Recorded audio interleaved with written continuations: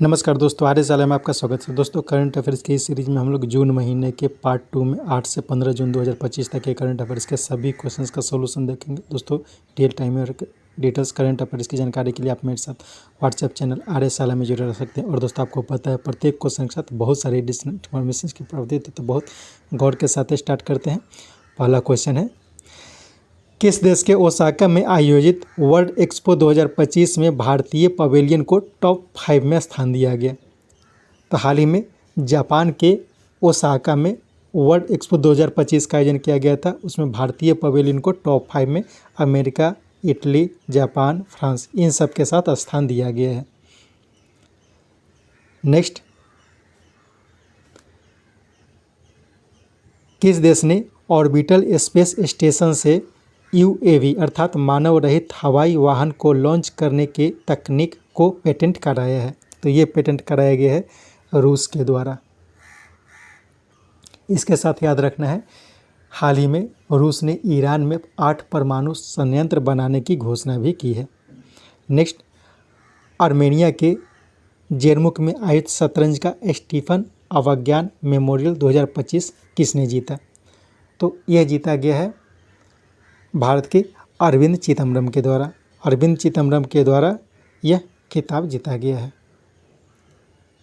हाल ही में Magnus Carlsen के द्वारा नॉर्वे शतरंज जीता गया है।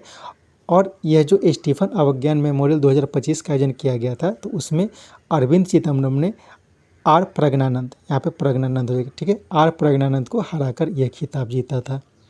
नेक्स्ट, राष्ट्रपति का सभी सशस्त्र बलों के साथ समन्वय स्थापित करने के उद्देश्य से नियुक्त एडी कैंप अर्थात एडीसी के पद पर नियुक्त होने वाली पहली नौसेना महिला अधिकारी कौन बनी? तो पहली नौसेना महिला अधिकारी यशस्वी सोलंकी बनी है, जो एडी कैंप अर्थात एडीसी एड डी कैंप के पद पर नियुक्त होने वाली पहली नौसेना महिला अधिकारी बनी है। मनीषा पाढ़ी, इनके बारे में याद रखना है, यह राज्यपाल की पहली एडीसी बनी है। त्रिपुरा के राज्यपाल की पहली महिला एडीसी बनने वाली यह अधिकारी है मनीषा पाढ़ी। और प्रीति रजक, यह आर्मी में सूबेदार के पद पर नियुक्त होने वाली पहली महिला अधिकारी है। नेक्स्ट, हाल में कौन माइक्रोसॉफ्ट को पीछे छोड़कर विश्व की सबसे मूल्यवान कंपनी बनी है? तो एनवीडिया जो है वो माइक्रोसॉफ्ट कर पीछे छोड़कर विश्व की सबसे मूल्यवान कंपनी बन गई थी। नेक्स्ट, हाल में आयोजित 7वां नॉर्वे शतरंज खिताब किसने जीता? तो ऊपर बताया गया था मैग्नस कार्लसन के द्वारा यह खिताब जीता गया है, लेकिन इसमें उपरोक्त दोनों हो जाए, क्योंकि पुरुष वर्ग में मैग्नस कार्लसन के द्वारा जीता गया और महिला वर्ग में अन्ना मोजिचुक इनके द्वारा यह खिताब जीता गया है।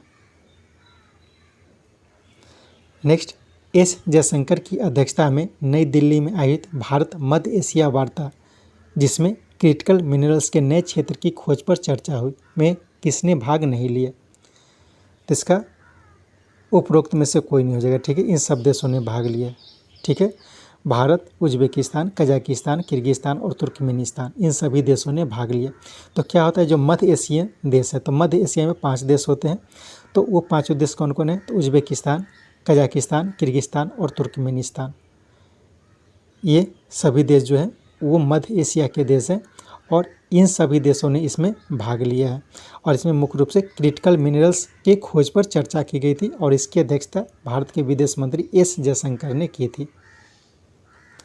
नेक्स्ट, फ्रेंच ओपन 2025 का फाइनल किसने जीता? तो यह जो जीता गया है ये कार्लोस अल्कराज और कोको गॉफ इन दोनों के द्वारा जीता गया है, ठीक है। कार्लोस अल्कराज के द्वारा पुरुष वर्ग का और कोको गॉफ के द्वारा महिला वर्ग का खिताब जीता गया है। कार्लोस अल्कराज ने जेनिस सिनर को हराया था और कोको गॉफ ने आर्यना सबालेंका को हराया था। इसके साथ यह भी याद रखना है कि हाल ही में ऑस्ट्रेलियन ओपन का जो मैच हुआ था, तो ऑस्ट्रेलियन ओपन का जो खिताब जीता गया था वो जेनिक सिनर के द्वारा जीता गया था पुरुष वर्ग का, और महिला वर्ग का वी चेपेलिंका के द्वारा जीता गया था। तो इसका नाम भी याद रखना है। तो कार्लोस अल्कराज और कोको गॉफ के द्वारा फ्रेंच ओपन 2025 का खिताब जीता गया पुरुष वर्ग में और महिला वर्ग में। नेक्स्ट 5 जून 2025 विश्व पर्यावरण दिवस के अवसर पर ग्रीन सोसाइटी ऑफ इंडिया द्वारा किन्हें सबसे प्रभावशाली पर्यावरणविद का पुरस्कार दिया गया था? तो ये पुरस्कार दिया गया था आचार्य प्रशांत को। इसके साथ याद रखना है सुदर्शन पटनायक। सुदर्शन पटनायक को हाल ही में फ्रेड डेरिंगटन ब्रिटिश सैंड मास्टर्स पुरस्कार दिया गया था। सुनील भारती मित्तल को हाल ही में नाइटहुड से सम्मानित किया गया था और दारा सिंह खुराना इन्हें महात्मा गांधी नेतृत्व पुरस्कार से सम्मानित किया गया था। नेक्स्ट, किस राज्य के रामनाथपुरम जिला के धनुषकोटी में ग्रेटर फ्लेमिंगो अभयारण्य की स्थापना की गई? तो तमिलनाडु में हाल ही में ग्रेटर फ्लेमिंगो अभयारण्य का स्थापना किया गया। तमिलनाडु के रामनाथपुरम जिला में एक जगह है धनुषकोटी, वहीं पर यह विकसित किया गया है। नेक्स्ट,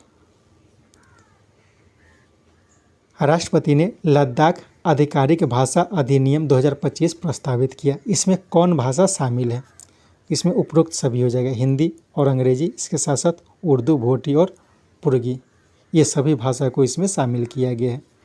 नेक्स्ट, हाल में अमेरिका ने कितने देशों के नागरिकों को देश में प्रवेश पर प्रतिबंध लगा दिया है? तो हाल ही में अमेरिका ने 12 देशों के नागरिकों को देश में प्रतिबंध लगा दिया है। Next, national investment infrastructure fund की 6ठी गवर्नेंस काउंसिल की बैठक का आयोजन नई दिल्ली में किया गया। इसका अध्यक्षता किनके द्वारा किया गया था? तो इनकी अध्यक्षता किया गया था निर्मला सीतारमण के द्वारा। नेक्स्ट, 5 जून विश्व पर्यावरण दिवस के अवसर पर किस राज्य की जल जीवन हरियाली अभियान के 10वें घटक के तहत हरित ऊर्जा को बढ़ावा देने के उद्देश्य से Vikram lock canal solar energy project की शुरुआत मुख्यमंत्री ने की? तो ये बिहार में किया गया। बिहार में हाल ही में सोलर एनर्जी प्रोजेक्ट की शुरुआत की गई है। यह विक्रम में एक जगह है, वहीं पे लॉक कैनाल बैंक है, तो वहीं पे सोलर एनर्जी प्रोजेक्ट की शुरुआत की गई है। तो बिहार में ही चलाया गया था जल जीवन हरियाली अभियान। तो इसमें 10 घटक थे, तो उसके 10वें घटक के रूप में इसकी शुरुआत की गई है। और याद रखना है 5 जून को विश्व पर्यावरण दिवस मनाया जाता है। नेक्स्ट, संयुक्त राष्ट्र महासभा ने 2026 को किस रूप में मनाने की घोषणा की है? तो 2026 को international year of women farmers के रूप में मनाने की घोषणा की है संयुक्त राष्ट्र महासभा ने। इसी प्रकार से संयुक्त राष्ट्र महासभा ने वर्ष 2025 को international year of quantum science and technology, glacier preservation and cooperative के रूप में और इसके साथ साथ international year of peace and trust के रूप में भी मनाने की घोषणा की थी। नेक्स्ट, किस राज्य के होलंबी कला में देश का पहला ई वेस्ट इको पार्क बनाने की घोषणा की गई है? तो हाल ही में दिल्ली के होलंबी कला में देश का पहला ई वेस्ट इको पार्क बनाने की घोषणा की गई है।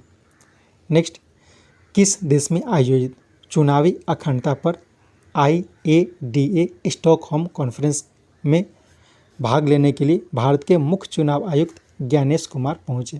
तो हाल ही में स्वीडन में IDEA स्टॉकहोम कॉन्फ्रेंस का आयोजन किया गया था, तो उसी में भाग लेने के लिए भारत के मुख्य चुनाव आयुक्त ज्ञानेश कुमार वहां पे पहुंचे थे। नेक्स्ट, केंद्रीय मंत्री एल मुरुगन ने किस विधानसभा के लिए राष्ट्रीय ई विधान एप्लीकेशन अर्थात नेवा लॉन्च किया? केंद्र सरकार द्वारा वित्त पोषित इस सेवा को अपनाने वाला यह 19वां विधान मंडल बना। तो ये पुडुचेरी के द्वारा अपनाया गया है नेवा। तो नेवा को याद रखना है नेशनल राष्ट्रीय ई विधान एप्लीकेशन, राष्ट्रीय ई विधान एप्लीकेशन। नेक्स्ट, थाईलैंड का राष्ट्रीय पक्षी सियामी फायरबैक जो मुख्य रूप से दक्षिण पूर्व एशियाई देशों में पाया जाता है को पहली बार भारत के किस राज्य के अल्मोड़ा जिला के विष्णु महादेव मंदिर के पास देखा गया? तो ये उत्तराखंड में देखा गया है। तो इसमें क्या क्या जानकारी मिलती है? थाईलैंड का राष्ट्रीय पक्षी पूछा जा सकता तो कौन है? सियामी फायरबैक। चूँकि यह भारत से संबंधित हो गया इसके लिए यह पूछा जा सकता है कि थाईलैंड का राष्ट्रीय पक्षी क्या है, तो यह सियामी फायरवैक। यह मुख्य रूप से दक्षिण पूर्व एशियाई देशों में पाया जाता है। पहली बार यह भारत में देखा गया, भारत में उत्तराखंड में देखा गया है। तो उत्तराखंड के अल्मोड़ा जिला में एक बिनसर मंदिर है, ठीक है, बिनसर मंदिर, बिनसर महादेव मंदिर, उसी के पास देखा गया है। नेक्स्ट, किन्हें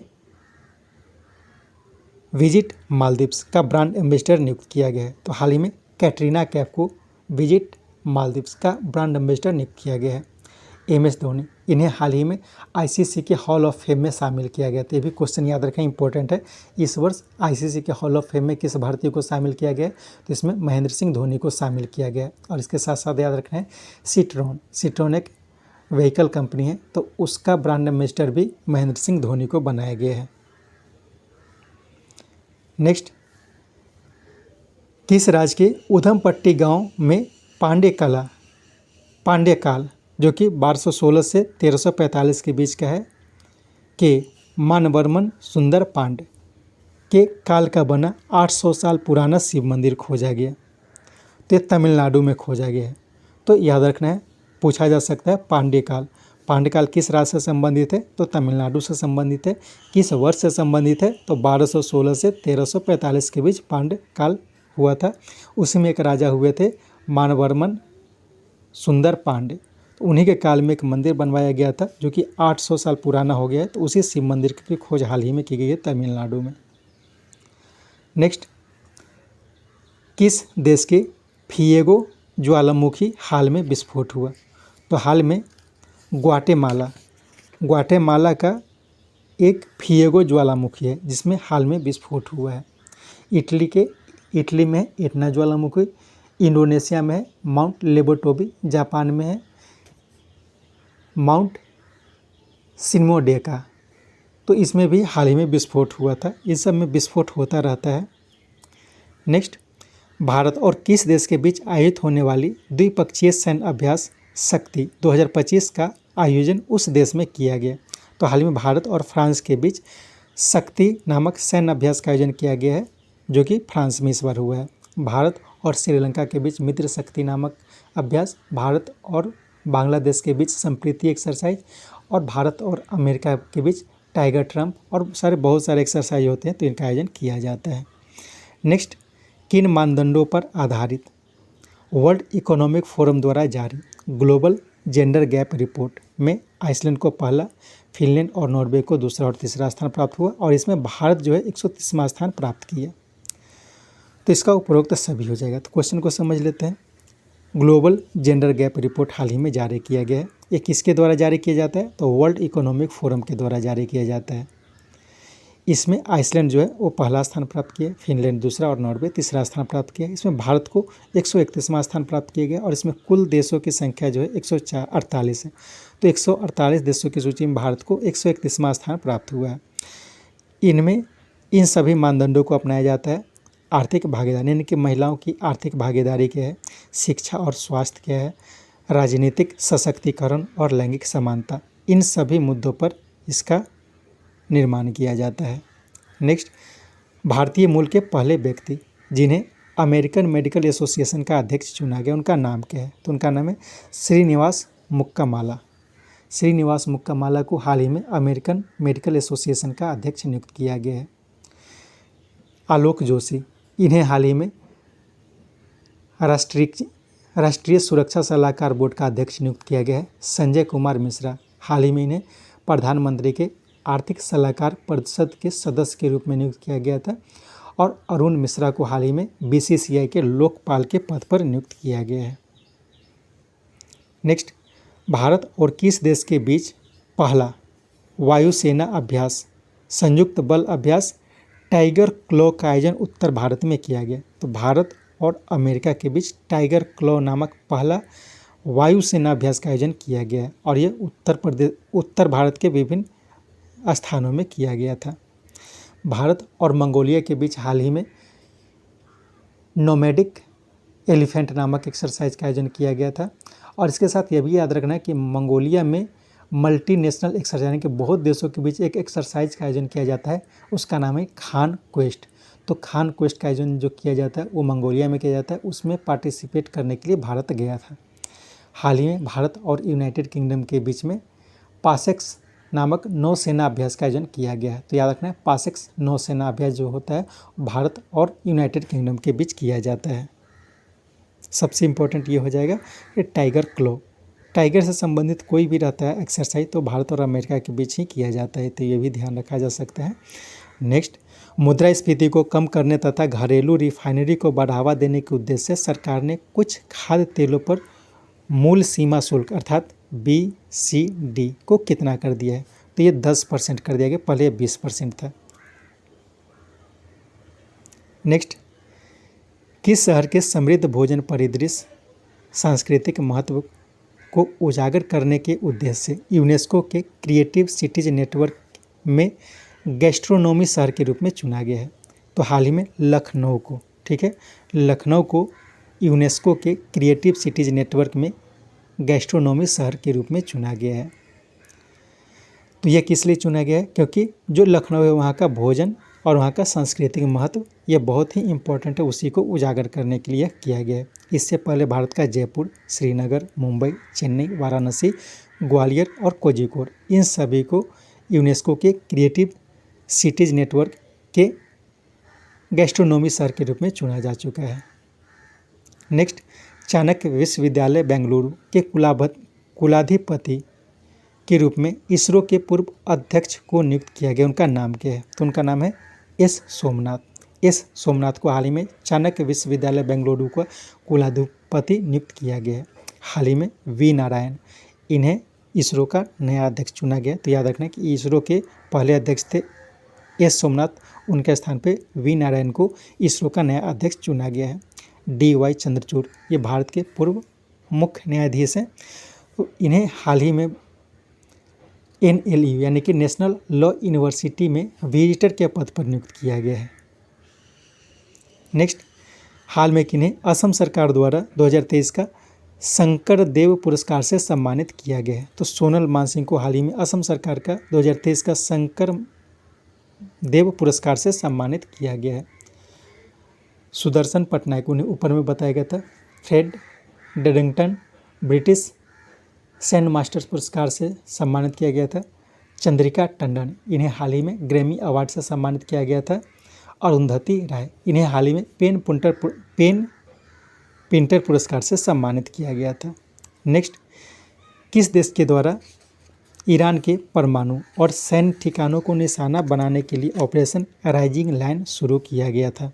तो ये इजराइल के द्वारा शुरू किया गया था। इजराइल के द्वारा ईरान के परमाणु और सैन्य ठिकानों का निशाना बनाने के लिए ऑपरेशन राइजिंग लाइन शुरू किया गया था। नेक्स्ट, संयुक्त राष्ट्र सुरक्षा परिषद में जनवरी 2025 में अस्थायी सदस्यता पाने के बाद किस देश को तालिबान प्रबंध समिति का अध्यक्ष चुना गया? तो ये चुना गया है पाकिस्तान को। तो यह भी याद रखना है कि जनवरी 2025 में 5 अस्थायी सदस्यों को चुना गया है संयुक्त राष्ट्र सुरक्षा परिषद में। वो कौन कौन देश है? तो डेनमार्क, पनामा, सोमालिया और फ्रांस, इन 5 और पाकिस्तान, इन 5 देशों को संयुक्त राष्ट्र सुरक्षा परिषद में अस्थायी सदस्य के रूप में चुना गया है, जिसे 2 साल के लिए चुना जाता है। इसके साथ ये सेट समाप्त होता है। उम्मीद है ये सेट आपके लिए उपयोगी। कोशिश करके 2-3 बार करके इस सेट को सुने ताकि अधिक से अधिक जानकारी आपको मिल सके। Thank you.